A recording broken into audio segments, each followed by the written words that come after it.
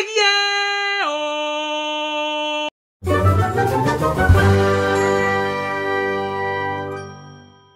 Yo, what's up para penikmat Dupa Nusantara. Bertemu lagi kita di Dupapedia. Hidupkan dupa, nyalakan bahagia.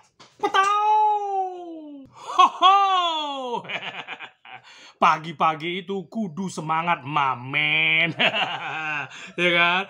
Habis lari-lari kecil gitu kan, pemanasan, pukul-pukul badan gitu kan, pukul semuanya gitu, biar semuanya sadar, biar tubuh-tubuh kita tuh sadar, sedap, muka juga ya kan, biar seger gitu, biar semua darah tuh mengalir tuh rata gitu kan. Jadi tidak ada yang tidak seimbang. Berusaha untuk seimbang dengan menggerakkan badan kita. Gerakan kita itu adalah gerakan untuk penyatuan, sedap. Nggak bergerak ya mandek. Bawaannya murung mulu. Gitu kan. Atau bawaannya nyesel, kenapa hidupku gini-gini aja? Oh, mengapa aku mengambil keputusan itu kemarin? Oh tidak, hidup di masa lalu. Oh my god. Hidup tuh jangan di masa lalu, hiduplah di masa ini, masa kini, saat ini juga. Karena saat ini adalah present, hadiah yang kita nikmati. Langsung saja ya. Ini ada kiriman nih dari temen ya. Nah, dia lagi bikin dupa, dia nyoba bikin dupa yang cihui bargucuy katanya ya, yang asik punya ya kan. Terus beliau minta tolong untuk dikasih kritik dan saran yang sifatnya membangun. Bangun apa pak? Kita coba ya. Oke, kita coba. Apa sih isinya, saya juga penasaran.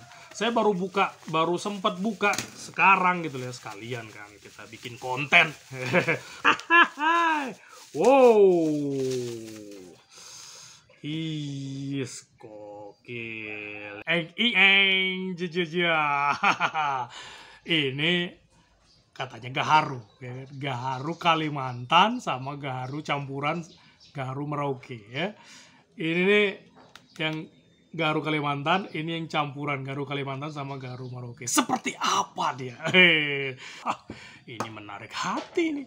Catching sekali ya. Wah, ini keren loh. Ini bisa jadi apa ya? Sumber inspirasi. Ya, autentik gaharu dari Wangi Rejeki. Wangi Rejeki namanya, Bui.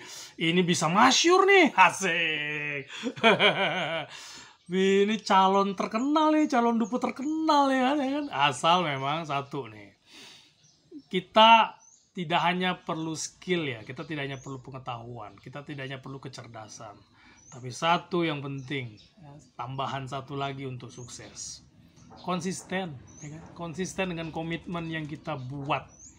Jadi tidak cukup skill, tidak cukup pengetahuan, tapi kita perlu konsisten atas komitmen yang kita buat. Asik. Ini kalau konsisten, cakep punya. Kita coba eksekusi ya.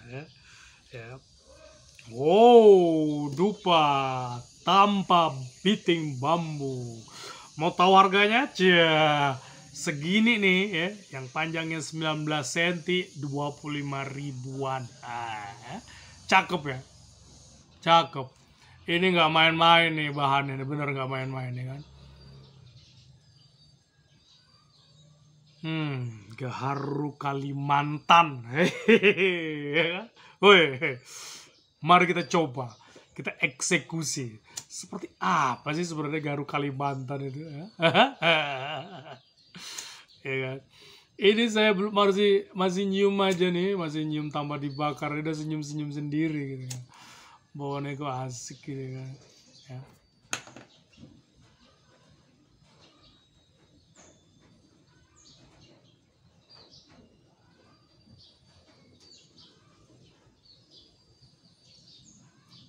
Halus sekali.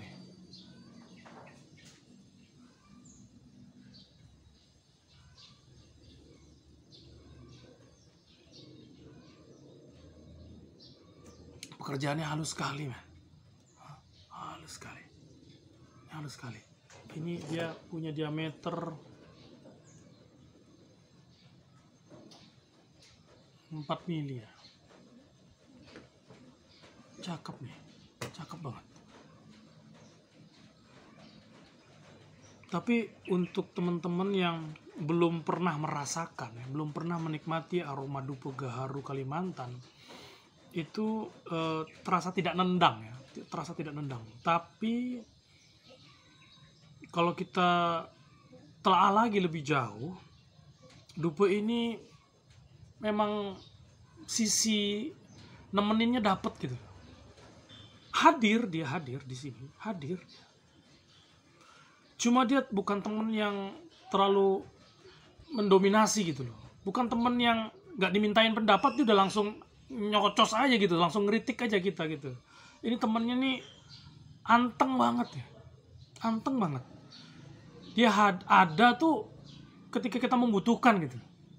Kalau kita nggak perlu, lu jangan ngoceh dulu lah, dia nggak bakalan ngoceh gitu. Kadang-kadang kan ada tuh teman baik gitu kita kan. Bahkan kerabat kita gitu, kita nggak perlu, belum perlu dia ngoceh gitu, belum perlu dia ngasih saran, dia udah ngasih saran aja gitu kan, capek hati kadang-kadang untuk mengendalikan dia. Ya. Tapi ini nggak, ini temen yang enak nih. Walaupun memang untuk teman-teman yang memang belum terbiasa dengan gaharu Kalimantan, akan apa sih ya gitu kan. Tapi harga menentukan prestasi bang. Dari kualitas dia nyetak ya, dari kehalusan dia ya, ini kekuatan dia punya lemnya ini bagus banget ya, ini bagus banget, rapi punya ini, layak go internasional ini, asik ya. Wangi rezeki CD kan, wanginya membawa rezeki. Lagi ini autentik gaharu, ini autentik gaharu. Ini katanya bedanya ini dicampurinnya sama gaharu Merauke ya. Gaharu Merauke. Gaharu Merauke itu memang khasnya dia apa? Kencang, ya kan, kencang, kuat dia. Cukup rapi loh, cukup rapi. Kalau saya lihat ini rapi loh, cakep punya ini. Panjangnya juga nggak terlalu ya, nggak terlalu panjang, 19 cm dengan diameter. Nah ini dibikin kecil begini ya. Ujungnya lebih kecil ini biar lebih gampang kita ngidupin. Aromanya ini campuran gaharu sama gaharu Merauke sama gaharu Kalimantan. Nah di gaharu Kalimantan ini sendiri jangan terlalu banyak berharap dia bisa nendang juga, ikut-ikutan dia bisa berorasi di sini ya, ikut andil gitu dalam menyuarakan aroma ini. Jangan terlalu berharap. Tapi dia adalah sebagai teman yang menenangkan gitu. Jadi kalau menikmati aroma dupa, menurut saya sebaiknya kita kurangi sedikit fungsi pikiran kita. Karena pikiran kita tuh terkadang bisa jadi banderi untuk kita menikmati keindahan-keindahan yang disajikan oleh seniman-seniman aroma ini. Ini seniman aroma ini udah cakep ini, wangi rezeki nih, keren ini. Ya. 25.000 sebatang cihuy punya. Anda bakar dupa ini, woi, Merauke-nya biong langsung udah kayak apa ya, mobil klasik gitu ya kan, ya. Eye catching ya. Ini eye catching banget ya. Dan nggak ketemu, kita nggak bakalan ketemu ini kalau di tanpa kita apa ya, misalnya nih orang ini nggak nyebutin dulu ini campuran sama gaharu Kalimantan, orang nggak bakalan ngeh. Ya. Gaharu Kalimantan itu sendiri dia hadir dengan fungsi. Ya. Kenapa sih? Nah, saya mungkin sudah menjelaskan di banyak video-video saya sebelumnya. Kenapa sih dipakai sama leluhur kita, sama para pendahulu kita, nenek moyang kita? Gaharu ini dipakai buat bakaran, buat untuk aroma, buat mensupport ke kebutuhan batin kita. Kenapa sih? Karena sebenarnya si gaharu ini dia nih hidup karena ekstrim ya, lingkungannya ekstrim. Dia bisa hidup karena lingkungan ekstrim. Dia bisa hidup itu dengan penyakit ya. Biasanya ada parasit yang masuk. Nah, gaharu-gaharu yang sehat, gaharu-gaharu yang hidup di tempat-tempat yang sengaja dibikinkan yang manja gitu kan, tanda kutip, yang cozy gitu kan, yang suasananya nyaman, zona nyaman gitu kan, nggak harum dia, biasa aja gitu, dia persis kayak dupo cendana atau dupo-dupo ya kayu cendana atau kayu-kayu yang karakternya getah ya, itu membutuhkan tempat yang ekstrim, Jadi tempat ekstrim itu yang akan membuat dia bisa punya daya survive yang tinggi. Nah, daya survive itu yang dicari sama leluhur kita, sama para pendahulu kita menggunakan bahan itu. Dia bakaran, dia pakai bakaran, dia cari, dia punya getahnya. Ya. Nah, itu yang dicari. Di Garu Kalimantan ini memang kita lihat dari tempatnya itu cukup strategis ya. Tempatnya itu adalah sebuah magnet yang menarik unsur-unsur, segala macam unsur yang kalau kita lihat di Kalimantan. Makanya banyak sekali tanaman-tanaman eksotis, makhluk-makhluk hidup yang eksotis di sana gitu. Nah, kalau kita bisa mengambil hal-hal yang positif dari sana, itu yang akan kita optimalkan gitu loh untuk diri kita. Tapi bukan berarti kita tergantung dari sana, tidak.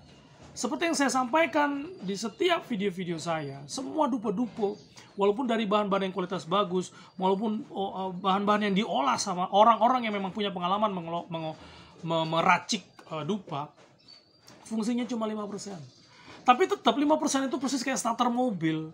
Dia harus kudu, mobil itu cukup besar. Zaman dulu orang ngengkol gitu, dia ngengkol roda gilanya biar bisa ikut bergetar, bisa memutarkan si piston itu agar bisa hidup si mesin mobil. Sekarang cukup dengan power sedikit aja, cekreng starter mobil ya kan? Starter mobil fungsinya cuma 5% dayanya dibandingkan dengan daya mobil.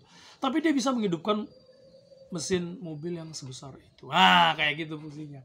Tetap ya, jadi garu-garu itu hadir memang untuk membantu kita agar kita bisa menapaki kesadaran-kesadaran yang lebih luas, agar kita bisa terbantu gitu loh untuk menyatu, untuk memahami bahwa aku adalah kamu, semua adalah saya. Ketika kesadaran pemahaman itu sudah berada asik gitu di tempat batin kita, enggan kita untuk menyakiti orang ya kan. Ini nyium aroma ini bawaannya ngocehnya enak gitu loh, nggak pengen itu jelek-jelekin orang gitu ya. Teman-teman pemain dupa saya berharap sudah bisa masuk ke jenjang seni ya.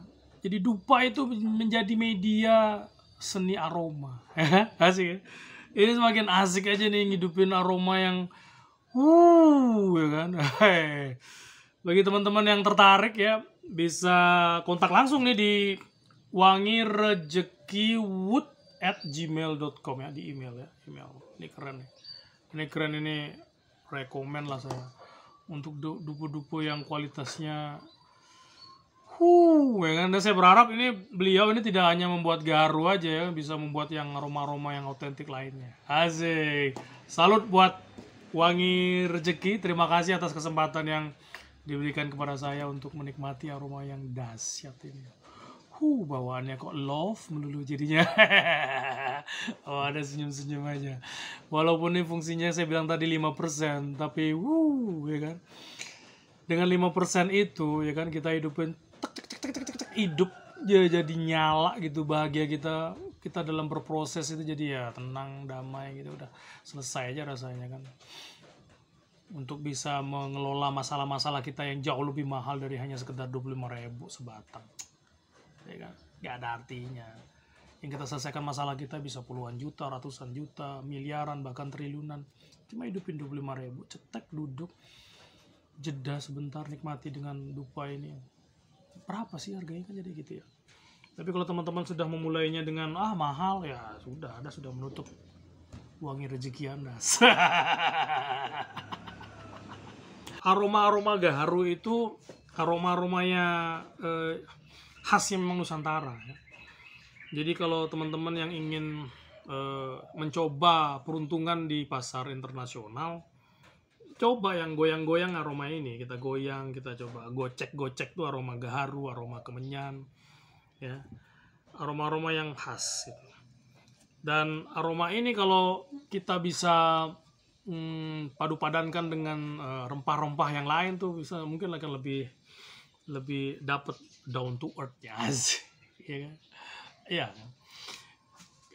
Kita kan belajar terbang nih istilahnya kan, kita mau berusaha untuk menyatu, melepas gitu kan dari baju-baju pengalaman yang kita lalui dari masa lalu. Kita berusaha untuk melepas, kita berusaha untuk menyatu dengan kesadaran yang lebih luas, kesadaran semesta, kesadaran ide Sang Yang Widi, Tuhan Yang Maha Esa, ya kan. Istilah-istilah yang kita gambarkan Sang Maha Kuasa ya, Sang Maha Kuasa. Jadi kita ke sana gitu. Nah, namun tidak melulu kita lebih selalu kita tonjolkan tentang spiritual itu gitu loh. Kadang-kadang memang keseimbangan itu dalam proses kita menempuh itu, keseimbangan itu dibutuhkan. Jadi alangkah baiknya ya tidak menonjol sekali gitu. Makanya bukannya saya antipati ya sama atribut-atribut agama atau atribut-atribut apapun ya, itu kan menunjukkan jati diri. Tapi ya lebih kepada saya ingin mengingatkan kepada teman-teman jadi diri sendiri ya. Kalau merasa tidak nyaman, tidak gue banget gitu ya, pakai baju yang ngeblend dengan masyarakat juga nggak masalah sebenarnya, nggak mesti harus seperti itu. Tapi yang kalau ngerasa udah ini gue banget ya kan, nggak apa-apa. Tapi hati-hati, kita perlu jujur sama diri kita. Terkadang itu menjadi tameng kita, ya kan, tameng kita agar kita mau didengar. Terkadang atribut-atribut itu menjadi tameng kita agar kita bisa divalidasi oleh orang-orang sekitar kita. Divalidasi tentang kepintaran kita, kecerdasan kita, tentang kesucian kita, tentang apa sajalah makna-makna yang selalu kita labelkan di samping dari diri kita. Padahal cukup kita mencintai diri kita apa adanya. Diri kita itu diterapkan dengan sikap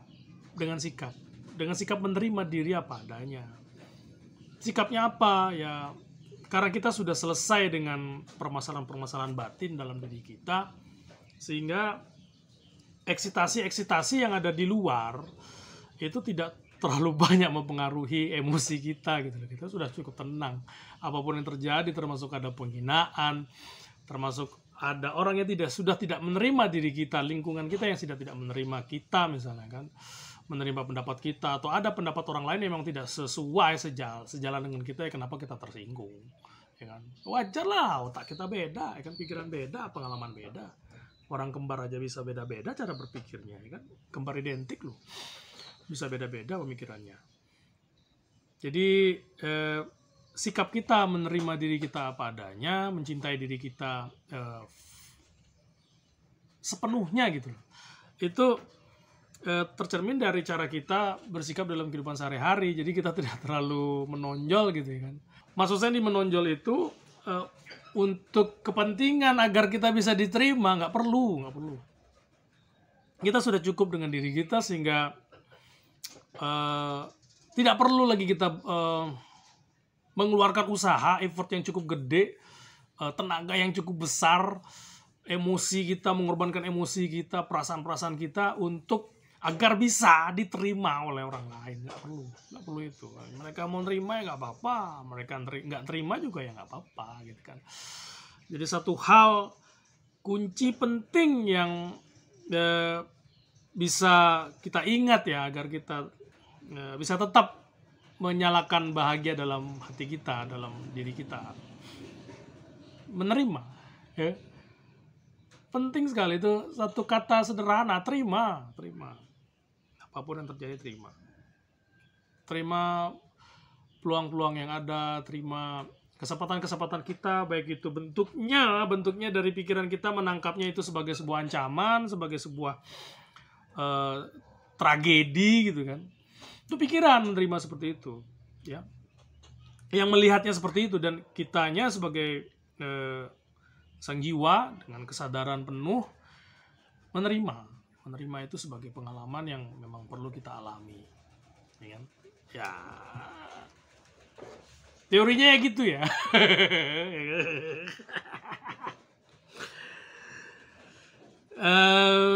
Terkadang memang karena memang belum banyak permasalahan batin mungkin ya teman-teman alami, termasuk saya pribadi, permasalahan batin yang memang belum selesai, belum tuntas gitu, sehingga ada hal-hal sepele saja itu bisa membuat kita gitu kan, kayak kucing lagi ketemu sama saingannya gitu, wah gitu, jering gitu semua bulu-bulunya. Tapi ya terima begitu kan, kita memang sedang berproses. Bahagia itu bukan tujuan ya, kalau menurut saya bahagia bukan tujuan. Bahagia itu adalah proses ya. Proses kita menapaki setiap level-level itu tuh perlu bahagia. Kalau kita menempatkan makna bahagia itu sebagai sebuah tujuan, nggak pernah nyampe kita. Beneran, percaya sama saya. Karena apa? Karena kan kita ini kan selalu baru ya kan. Sel kita aja baru tiap hari kan, selalu regenerasi. Kita tuh baru ya kan. Ini saya nih, ini diri saya saat ini nih udah the new me ya kan, the new Inyoman Mahabudi ya kan. Inyoman Mahabudi yang baru, bukan Inyoman Mahabudi yang lalu. Beda dengan pengalaman itu, beda jauh. Ya kan? Karena kita baru ya, di saat ini kita tuh adalah baru dari yang sebelumnya. Otomatis pemikiran-pemikiran kita bisa baru juga dong, kemungkinannya kan, kemungkinan bisa baru. Kalau ada yang menolak pendapat ini, enggak kok, saya tetap sama, saya adalah orang konsisten, ya fine, nggak apa-apa, fine, itu hakmu itu. Nggak ada yang bisa membantah ya, nggak ada. Tapi kalau tujuan membantah itu untuk biar kelihatan pinter, ya saya pasti akan akui Anda pinter, itu udah nggak masalah itu. Ya. Tapi mungkin ada beberapa orang itu dia pasti punya pandangan baru, mungkin dia punya pandangan baru. Jadi kalau kita punya tujuannya bahagia, karena kita selalu baru setiap saat, setiap hari kita baru, berubah men. Relatif itu. Ketika kita sudah sampai di titik level yang kita anggap waktu dulu itu adalah titik bahagia kita nggak anggap bahagia. Kita nggak anggap lagi itu bahagia. Itu hal yang lumrah. Jadi untuk mengatasi agar kita tidak kok nggak pernah bahagia sih gue. Ini nggak pernah puas gitu kan. Agar kita bisa merasa cukup, ya bahagia itu proses ya. Proses bahagia itu kita harus selalu menyalakan bahagia. Makanya tagline-nya Dupopedia kan, hidupkan dupa, nyalakan bahagia. Ya agar proses bahagia itu tetap langgeng, nggak sih? Selama Anda berproses, selama Anda berjalan, selama Anda melangkah, hidupkan dupa. Nyak asane nah. Kalau orang Bali bilang cocok kayaknya itu. Udah mulai kental gak tiknya saya nih. Percuma belasan tahun di Bali gak bisa kental dehnya. Betul itu betul lah.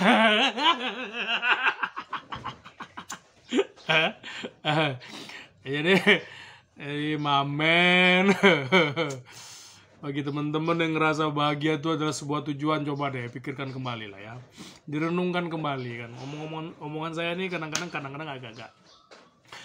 agak nyeleneh ya, tapi nyeleneh itu ya mutiara itu, walaupun keluar dari mulut anjing tetap aja dia bentuknya mutiara kayak, walaupun keluar dari mulut siapapun.